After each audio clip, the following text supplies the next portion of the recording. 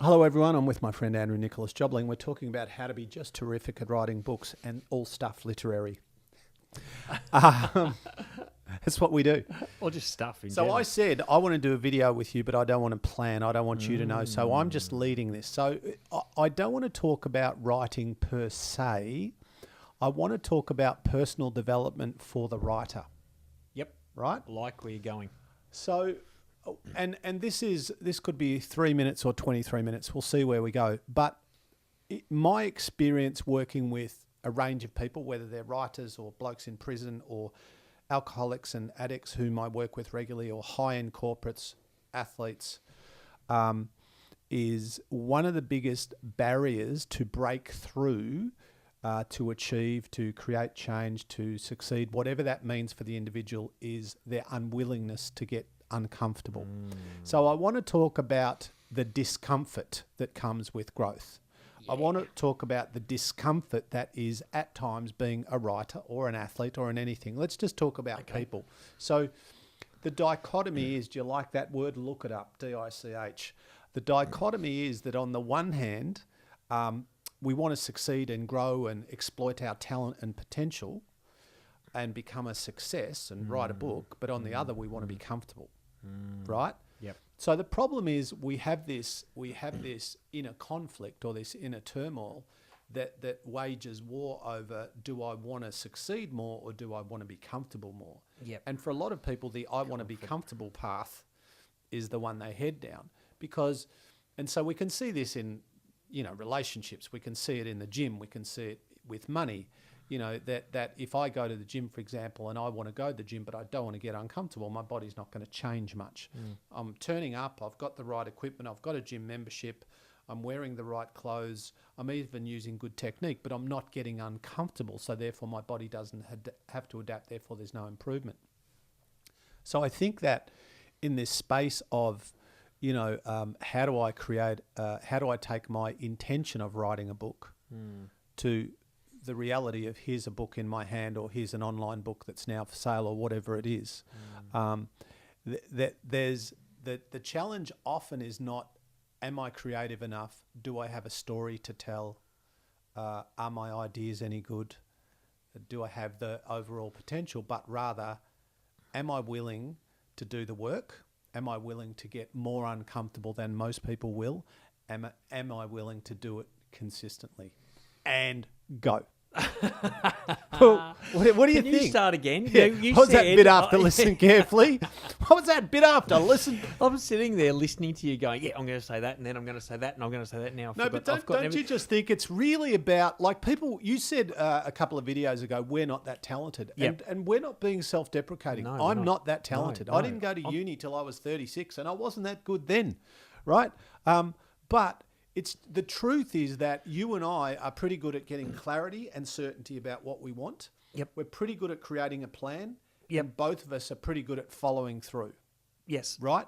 And those things are massive. And we're also okay with going, oh, this is really uncomfortable, but that's all right. That's okay. Well, I think everything starts with a vision and knowing what you want and identifying why. And I think that's the biggest thing where I see most people fall over, because when you don't really understand why you want to achieve something, because and I say this all the time, it's not about the book. People say I want to write a book. It's not about the book.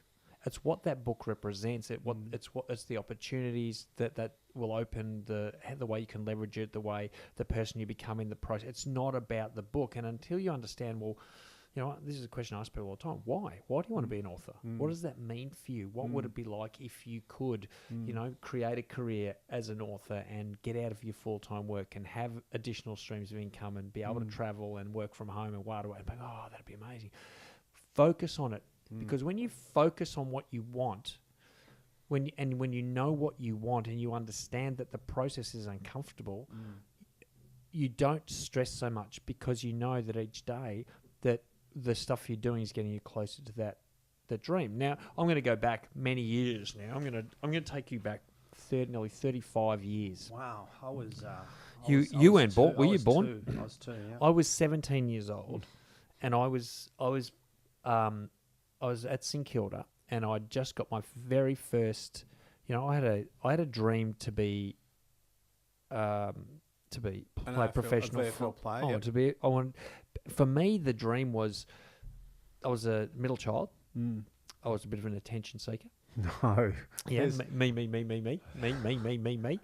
Look at me, and I thought, well, how am I going to do that? And I thought, I'm going to play professional football because in Melbourne, Australia, this is it's a pretty high profile sport, and I thought that's what I'm going to do. And for me, the vision of that success and that recognition drove me, drove a young, skinny, sooky little kid to do stuff that took his body beyond any limit of pain and suffering. And this very first, I played a game of footy. It was a Sunday. It was a reserve grade, so it was a senior level game of footy, my first one. And here's me, 17 years old. My nickname was Toothpick with Ears. I think it was a human chopstick. Javelin with feet. That guy's mowing his lawn next door again. If you're wondering what that noise is, that's Kevin. He could be doing that for a while. And it's interesting how he just waits until we start recording before he actually turns the... Fucking Kevin. Let's go and stick something in his blade. So I'm 17 years old. I'm running around like a headless chook, but I'm wrapped. I'm playing with the big boys, and boy, they were big. Yeah. 4 minutes into the second quarter, the ball's coming my way. I've got my eyes on the ball, and I said I'm going to take this spectacular mark, and I'm going to have a memorable game. Well, it was memorable, all right. So I remember, all I remember is the ball landing in my hands, and then I don't remember anything else except waking up in a hospital. Wow. Right?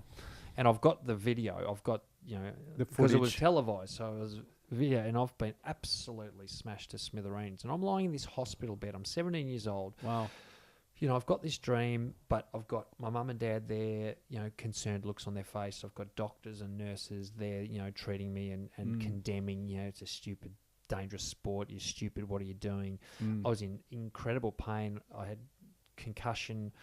I'd twisted my knee badly. And when I finally got out of bed, I could hardly walk. And, I'm just forced to go, oh, gee, this is hard work. And there's a risk here, and it's painful. And I had this decision to make. It'd be pretty easy to justify giving up and going, look, I gave it a go. It's pretty dangerous. Yeah. Not really built for it. Not really. I could have justified, and people would have gone, yeah, look, I understand. And then the other choice was, well, that's success. You're going to get knocked down. You're going to get hurt. There's discomfort in the process. And if you want to achieve what you want, then you've got... So it was an easy decision for me at the end, because I thought about what do I want? I thought I want to play at the highest level. And if this is what it takes, this is what it takes. Yeah. So, but the thing that got me there was the focus on what I wanted. Yeah. Like if I was just... I'll just go and play footy because I've got nothing better to do and I'm going to get knocked out every week. I'm not going to last very long. But when there's an end game, an end result, and when you're writing a book, if you can visualize not just the book in your hands, but other people reading it and getting inspired or loving what you've written, and when you've got a goal to create a life, financial situation for yourself or a lifestyle options for yourself. Yeah. And every day, every word that you write is moving you closer to that outcome, then writing, the actual process becomes exciting. It's not uncomfortable. It's like, great, give me another opportunity. Yeah. If you want to be fit, lean, and you're committed to that process, and you can see yourself looking and feeling amazing, then when you go for a run, which is not comfortable, by the way, I've never enjoyed exercise, but I do it every day because I'm excited about finishing. Yeah. I can't wait till it's done, because I know, I'm proud of myself because Yeah. I've done it. Yeah. Secondly, as you said earlier, I know most people wouldn't do it. Yeah. That motivates me. Thirdly, I know there's another day where I'm another step closer to having the body, the mind, the energy levels that I want to be the person I want to be. And so it's quite easy. I think the discomfort thing's easy when you focus on the end result and you look at the process is the only way you'll ever achieve it. Then you actually look forward to that process, and the times when you can't be bothered writing, write anyway, and reward yourself when you're done.